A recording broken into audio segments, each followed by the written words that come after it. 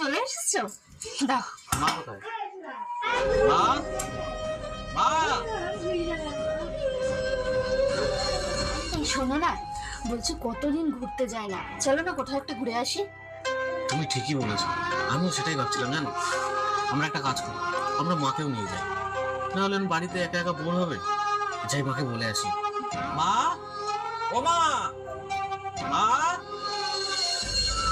এই বলছি কি, আমি একটু বাপের বাড়ি যাব। হ্যাঁ যাও, ঘুরে আসো।